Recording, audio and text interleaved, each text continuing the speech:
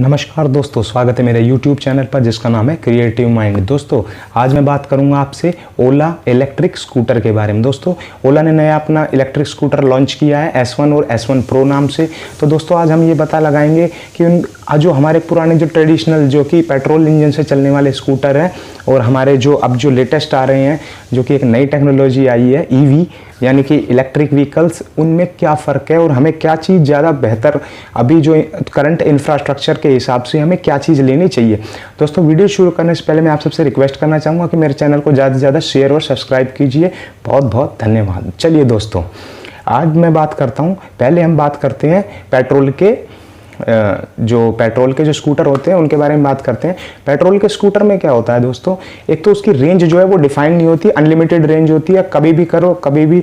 हमारे देश में जो है पेट्रोल का जो इंफ्रास्ट्रक्चर है वो इतना अच्छा बन चुका है कि 1, 2, 3 किलोमीटर के अंदर अंदर हमें कोई ना कोई पेट्रोल पंप मिल ही जाता है। हम आराम से अपनी स्कूटी लेके जाएंगे, कहीं पे भी रास्ते में आप उसको पेट्रोल को रिफिल कराए और आगे बढ़ते चले गए। एक तो ये पॉइंट हो गया दोस्तों। दूसरा पॉइंट हो गया, ये तो आपको बड़ी इजीली पता ही होगा क्योंकि बहुत सालों से, कम से कम 100 साल से इस पेट्रोल की चीज़ें हमारे देश में बढ़िया आराम से चल रही है। तो दोस्तों एक तो ये पॉइंट हो गया कि उसकी रेंज बहुत बढ़िया है और उसके जो रिफिल होने में जो टाइम लगता है दोस्तों वो बहुत कम है। पेट्रोल पंप पे जाके आप 1 मिनट में इतना पेट्रोल भरवा सकते हो जो आपको 5 घंटे के ड्राइव करा सकता है। और जबकि हम इलेक्ट्रिक व्हीकल में कई 5 घंटे चार्ज करके उसको कुछ इतना चार्ज कर पाते हैं कि वो हमें 2 या 3 घंटे की ड्राइव करा सकता है कंटिन्यूसली। ठीक है, ये हो गया पेट्रोल में। अब पेट्रोल की बहुत सारी ऐसी चीज़ें, एक उसका जो सर्विस का इंफ्रास्ट्रक्चर है, जो जैसे कि आप होंडा की एक्टिवा ली, होंडा का इतना बड़ा सर्विस का इंफ्रास्ट्रक्चर है कि हम सेल्स के लिए अलग बंदा बैठा हुआ है, उसकी सर्विस के लिए अलग लोग हैं, उसकी हर चीज़ एकदम इतनी व्यवस्थित है। अगर आप सर्विस सेंटर से कोई चीज़ नहीं करवाना चाहते काम, तो बाहर भी उसके स्पेयर पार्ट्स अवेलेबल हैं। एक्स्ट्रा स्पेयर पार्ट्स ले लो, उसकी एक्सेसरीज ले लो, ये वो। उसके जो है बहुत सारे इंश्योरेंस कंपनियाँ अपना इंश्योरेंस देती हैं। अब दोस्तों ये तो हो गई अपने ट्रेडिशनल बात, लेकिन इसमें कुछ कमियां भी है, जैसे कि बढ़ते हुए पेट्रोल के दाम ये बहुत बढ़ गए हैं आजकल, उसकी वजह से हमें शिफ्ट होने की सोचनी पड़ रही है। और दूसरी चीज़ है दोस्तों पर्यावरण का प्रदूषण। पर्यावरण में प्रदूषण इतना ज़्यादा बढ़ रहा है कि उसकी वजह से भी हमें EV की तरफ बढ़ना पड़ रहा है। लेकिन दोस्तों ऐसा ज़रूरी नहीं है कि EV ही इसका बहुत बढ़िया समाधान है। समाधान तो इसका EV ही है, आने वाला टाइम तो इलेक्ट्रॉनिक व्हीकल्स का ही है। लेकिन अभी जो फिलहाल जो ओला का इलेक्ट्रिक स्कूटर आया है दोस्तों, मैं कुछ इस तरीके के पॉइंट्स बताऊंगा आपको कि आपको वो ओला इलेक्ट्रिक का स्कूटर खरीदने से पहले अगर आपने उन पॉइंट्स पे ध्यान नहीं दिया तो आप कहीं ना कहीं पीछे रह जाओगे, कहीं ना कहीं आपको पछतावा ज़रूर होगा कि यार ये अगर मैं ये पॉइंट्स भी सोच लेता तो कहीं ना कहीं मुझे फ़ायदा होता। दोस्तों सबसे पहला पॉइंट मैं बताना चाहूँगा कि इंफ्रास्ट्रक्चर। दोस्तों ओला इलेक्ट्रिक का अभी तक कोई भी करंट में इंफ्रास्ट्रक्चर नहीं है।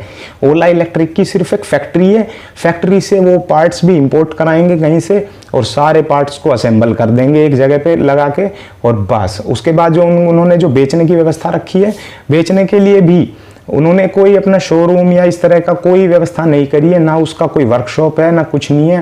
दोस्तों जैसे अपने अमेजोन और ये इन पे फ्लिपकार्ट पे मोबाइलों में ऑर्डर करते हैं, इसी तरीके से ये स्कूटर भी हमें ऑनलाइन ऑर्डर करना पड़ेगा। ओला की साइट से चले जाओ या फिर अपनी ओला की एप्लीकेशन से, वहाँ से ऑनलाइन 500 रुपये दो, उसको बुक करा लो।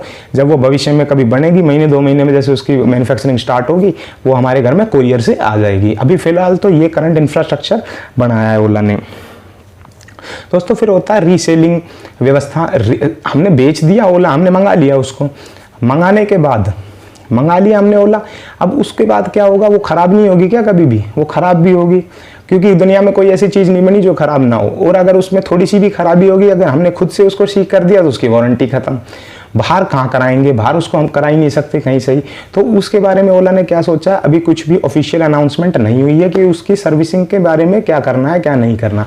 अभी उसकी कोई भी ऑफिशियल अनाउंसमेंट नहीं हुई है, उसकी कोई वर्कशॉप नहीं है दोस्तों। उसका डोर टू डोर होएगी बुकिंग, मतलब जो उसकी डिलीवरी होएगी डोर टू डोर होएगी, मतलब हमें अमेजोन और फ्लिपकार्ट की तरह उसको बुक करेंगे और वो हमारे घर में ही आके दे जाएंगे। अब दोस्तों मैं बात करने वाला हूं बैटरी लाइफ के बारे में। दोस्तों बहुत इंपॉर्टेंट फैक्टर है। दोस्तों आपने देखा होगा ओला इलेक्ट्रिक का जब हम खरीदने के लिए जाएंगे पोर्टल पे, तो खरीदने के लिए तो प्राइस उसमें 99,999 लिखा होगा, और जब बैटरी रेंज की बात आती है उसमें लिखा होगा 121 किलोमीटर, या फिर और प्रो के लिए 181 किलोमीटर। दोस्तों ये ऐसा क्यों लिखा गया है? या तो 1 लाख लिख दो सीधा सीधा, या 120 लिख दो। आप जहां पैसे लेने की बात आ रही है तो 1 रुपया कम करके बता रहे हो, जब रेंज की बात आ रही है तो 1 किलोमीटर बढ़ा के बता रहे हो, उस पर स्टार लगा दिया है। और दोस्तों ये रेंज भी ऐसी नहीं है, ये बिल्कुल लोएस्ट इकोनॉमी है ना। अगर आपको इतनी रेंज चाहिए तो कंपनी कह रही है वो 30-35 की स्पीड पे ही चलानी पड़ेगी। अगर आपने तेज चलाई तो 50-60 किलोमीटर पे ही खत्म हो जाएगी वो। और दोस्तों बैटरी की कोई भी चीज़ होती है, आप अपने और ज़्यादा दूर मत जाओ, अपने मोबाइल में देख लो। आप नया मोबाइल लाते हो उसकी बैटरी अच्छी चलती है, लेकिन एक वक्त के बाद उसकी बैटरी क्या है, धीरे धीरे वो इतनी अच्छी नहीं चलती। फिर हम क्या करते हैं उसमें, फिर आप क्या करना, उसमें नई बैटरी डाल देना, बिल्कुल ब्रांडेड ओरिजिनल नई बैटरी डाल देना। फिर आप बताना कि वो उतनी ही चल रही है या नहीं। वो उतनी बिल्कुल भी नहीं चलती, कभी नहीं चलती बैटरियां उतनी, क्योंकि इंटरनल इतनी सारी चीज़ें होती है, वो उतनी सेम बैकअप नहीं दे पाती। इसी तरीके से ये भी इसमें लागू होने वाली है बात। लिथियम आयन की बैटरी लगेगी और एक बार जो चार्ज हो गई, एक बार चार्ज होने पे नई तो ये अच्छा परफॉर्म करेगी, 1 साल 6 महीने तक बंदा बहुत खुश होगा, चलो यार बहुत बढ़िया चीज़ है ये तो। लेकिन उसके बाद अगर उसकी बैटरी लाइफ रिड्यूस होनी शुरू हो गई तो आपको पता भी नहीं चलेगा। आप घर से आइडिया लगा के चलोगे भाई इतने परसेंटेज है तो मैं वहाँ तो पहुँच ही जाऊँगा, और अगर वो बाई चांस बीच में धोखा दे गई, गड़बड़ कर गई, तो ना तो आप कहीं पर उस पर फिलहाल जो इंफ्रास्ट्रक्चर है, ना तो बीच में कहीं उसको चार्जिंग पे लगा सकते हो, और ना ही उसको आप जगह पे पहुँचा, आपको किसी ऑटो रिक्शा में ही रख के उसको लेके जाना पड़ेगा बाहर।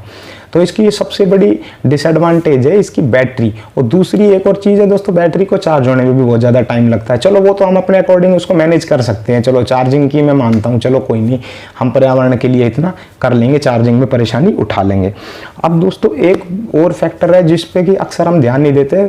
अगर बाई चांस मान के चलो आपकी स्कूटी का एक्सीडेंट हो जाता है कहीं, तो आपने अक्सर देखा होगा बहुत से जो इंश्योरेंस कंपनियां हैं वो प्लास्टिक या इन चीज़ों पे क्लेम नहीं देती। और दोस्तों ये तो पूरी की पूरी प्लास्टिक से बनेगी, या इसका मटेरियल कार्बन फाइबर, जो आप कार्बन फाइबर जो बोलते हो, इसके बहुत बड़ा चढ़ा के इसका प्रचार किया जाता है, हल्का मटेरियल है ये वो।